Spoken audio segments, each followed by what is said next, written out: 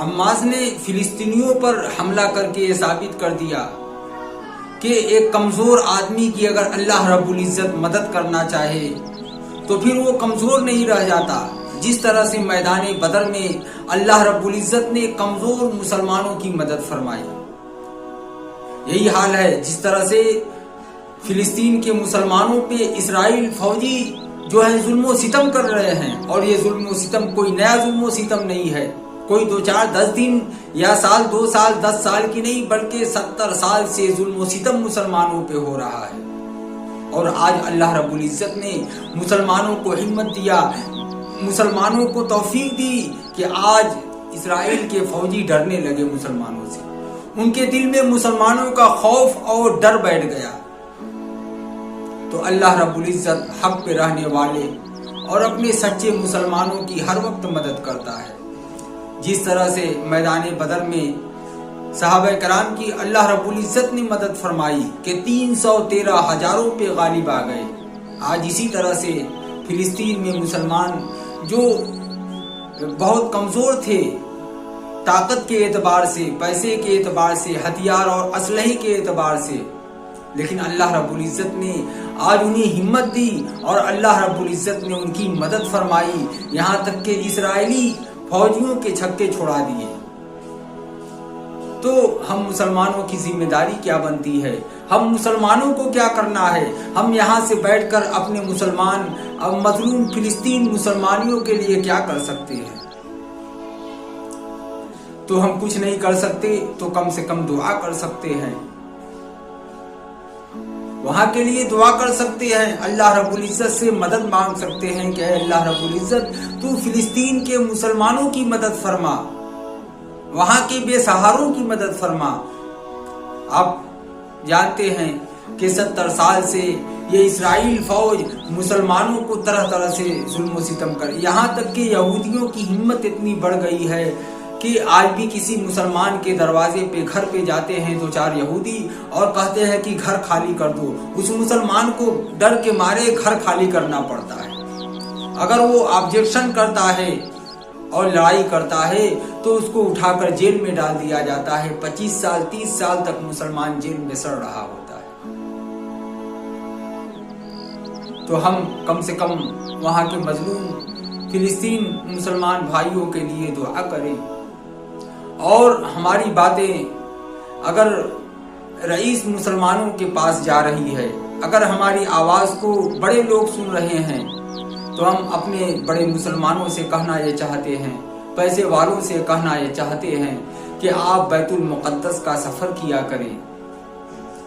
بیت المقدس میں آپ جائیں گے تو وہاں کے مسلمانوں کو ہمت، حوصلہ اور طاقت ملے گی.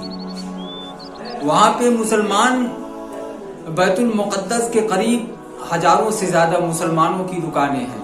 جب ہم وہاں پہ جائیں گے، مسلمان وہاں پہ جائیں گے تو ان مسلمانوں کے روزگار چلیں گے، ان کے بیوی بچوں کے پیٹ پلیں گے اور وہ طاقتور اور ہمت والے بنیں گے. اس لیے ہم اور مسلمانوں سے کہنا چاہتے ہیں، حالانکہ وہاں کے یہودی جو ہیں، اسرائیلی جو ہیں، وہاں کے مسلمانوں سے کہہ رہے ہیں کہ بیت المقدس کے قریب جو آپ کی دکانیں ہیں وہ دکانیں ہمیں دے دو، منہ مانگا پیسہ دیں گے. اس زمین کی قیمت منہ مانگا دینے کے لیے تیار ہیں کہ آپ جتنے پیسے مانگ لو، جتنی قیمت لگا لو، ہم آپ کو دینے کے لیے تیار ہیں. لیکن وہاں کے مسلمان جانتے ہیں کہ اگر ہم بیت المقدس کے اطراف کی جو دکانیں ہیں اگر چھوڑ دیں گے اور یہاں کی جو مکانیں ہیں چھوڑ دیں گے تو پھر بیت المقدس لاوارث ہو جائے گا، اور یہ یہودی جس طرح سے چاہیں گے منمانی کریں گے. ان کا منشا یہی ہے. اس لیے ہم تمام مسلمانوں سے اپیل کرنا چاہتے ہیں، درخواست کرنا چاہتے ہیں کہ جس طرح سے اور ملکوں سے، شام سے اور روس سے اور جہاں جہاں مسلمان ممالک ہے، وہاں سے لوگ 25 30 50 100 کے تعداد میں ایک قافلہ بنا کر لوگ بیت المقدس جاتے ہیں وہاں کی زیارت کرنے کے لیے. تو ہم مسلمانوں کو بھی، اب اس ہندوستان مسلمانوں کو بھی چاہیے کہ ہم بھی وہاں جائیں، اور تاکہ وہاں کے مسلمانوں کو طاقت ملے، وہاں کے مسلمانوں کو حوصلہ افزائی ملے. دوستو، इस दुनिया में जिंदगी बहुत मुख्तसर है। सबसे बड़ी चीज है हम वहां पे जाना क्यों नहीं चाहते। हमारे दिलों में डर डाल दिया गया है कि अगर माहौल बना दिया गया है कि अगर हम वहां पे जाएंगे तो फिर हम जिंदा वापस नहीं आएंगे, हमारा कत्ल हो जाएगा, वहां खुरेजी हो जाएगा, जबकि ये बातें गलत है। आप वहां जाएं, इंशाल्लाह वापस भी आएंगे। आखिर हम अपने भाइयों की मदद कैसे करेंगे? डर कर अपने घरों में बैठे रहेंगे, डर कर चूड़ियां पहनकर अपने घरों में बैठे रहेंगे तो अपने मुसलमान की हिफाजत कैसे करेंगे, इस्लाम की हिफाजत कैसे करेंगे, दीन की हिफाजत कैसे करेंगे। तो दोस्तों, आपने ये जान लिया कि वहाँ के मुसलमान कितने हिम्मत वाले, और वहाँ के बच्चे बूढ़े जवान औरतें सब हिम्मत वाले हैं। सबके अंदर शौके शहादत है। मरने से कोई नहीं डरता, शहादत हर कोई देने के लिए तैयार है। इसलिए हम मुसलमानों को भी अपने ईमान को बढ़ाने की जरूरत है, अपने ईमान को ताकतवर बनाने की जरूरत है। अल्लाह रब्बुल इज्जत का हमें